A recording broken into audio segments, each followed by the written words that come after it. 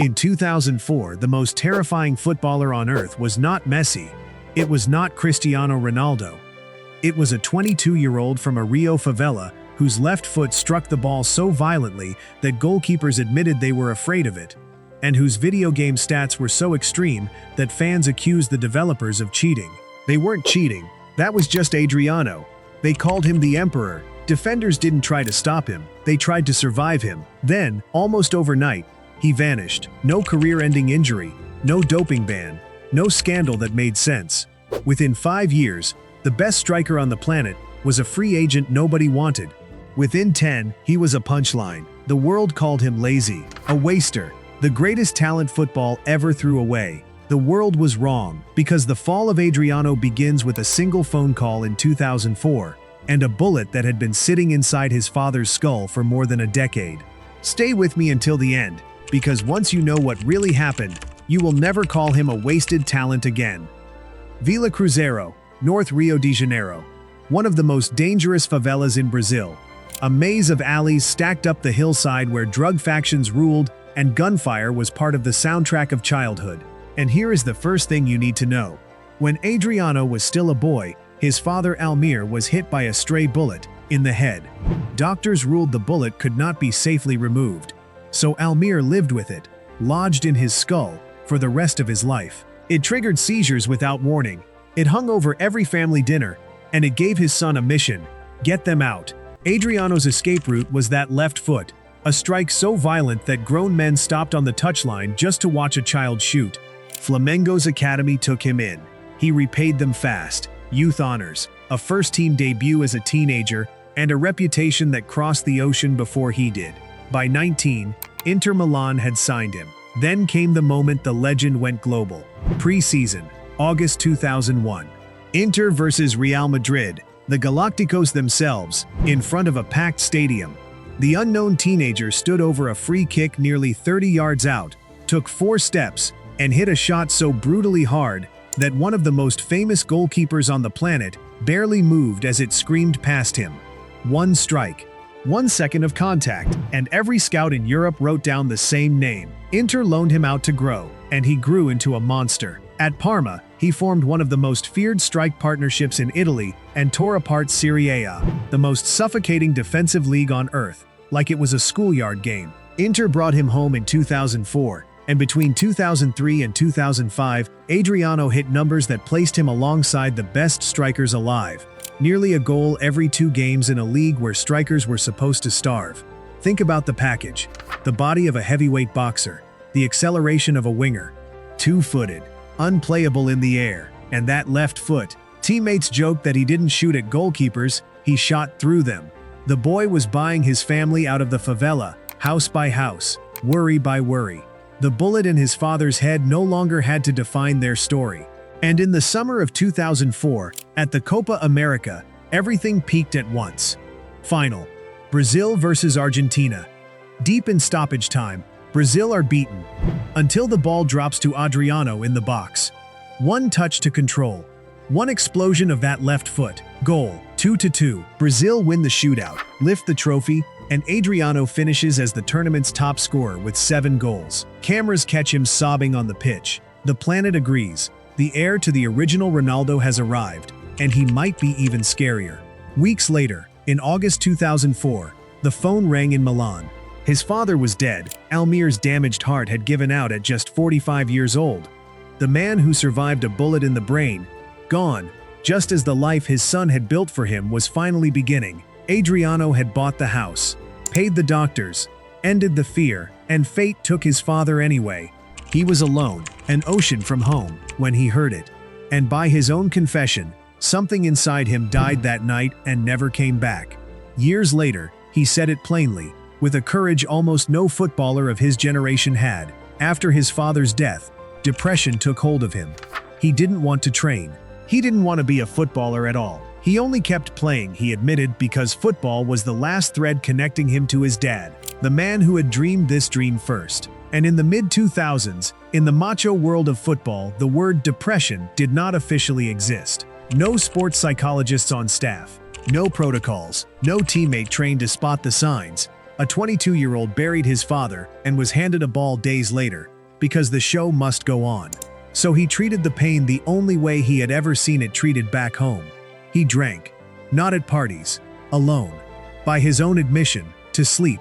To silence the nights in a giant, empty Milan mansion where the phone would never again carry his father's voice. Some nights, he later confessed, he cried himself to sleep holding that phone.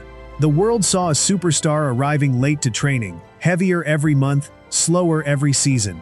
What was actually happening was a grieving son medicating an invisible wound, in an era when nobody, not his club, not his doctors, not football itself, knew how to help him.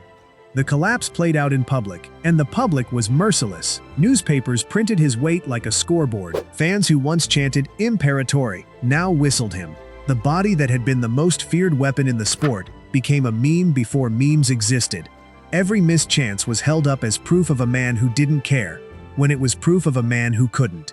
Inside Inter, one man refused to give up. Club owner Massimo Moratti, who protected Adriano like a son. He kept paying him, kept forgiving him, flew him home to Brazil, more than once, with a simple instruction: don't worry about football, get well. Adriano has said he will love Moratti for the rest of his life for that. But even a father's patience has limits football can't afford. In 2009, Inter and Adriano finally, quietly, parted ways. At 22, he had been called the best striker on earth. At 27, he was a free agent nobody trusted. And here is the detail everyone missed. With the money to live anywhere on the planet, Milan, Miami, Dubai, Adriano kept going back to Villa Cruzeiro, back to the favela, back to the alleys and the barbecues on the hillside. The press screamed scandal. Photos of the fallen superstar partying in a slum, sitting with the wrong people, wearing flip-flops instead of designer shoes. They called it self-destruction. But look closer. In the mansions, he was alone with his grief. In Villa Cruzeiro, he was Almir's boy again, surrounded by people who loved him before he was the emperor, in the last place on earth where his father still existed. He wasn't running from football. He was running home. There was one final flash of the old fire, and of course, it happened at his father's club. Flamengo, 2009. Adriano returned to Brazil, found his legs one last time, and fired Flamengo to the Brazilian Championship, their first league title in 17 years, finishing among the league's top scorers and being crowned the best player in Brazil. For one season, an entire country got to see exactly what Europe had lost. Then gravity returned. A doomed move to Roma lasted months and produced 0 league goals. A spell at Corinthians brought a torn Achilles and more heartbreak than football. Short returns, false restarts, one last emotional appearance, and then, quietly, with no farewell match and no guard of honor, one of the greatest talents in the history of the sport simply stopped playing. He was barely 34. Football tells a comfortable story about Adriano, the man who had everything and threw it away. Lazy, undisciplined, ungrateful. It's a comfortable story because it lets everyone else off the hook. Because here is the uncomfortable truth. Adriano did not waste his talent. His talent was buried alive under an illness his sport refused to name. Today, when a player says depression, there are psychologists, protocols, paid leave, and headlines full of sympathy. In 2005, there was nothing, only whispers that the Brazilian had gone soft.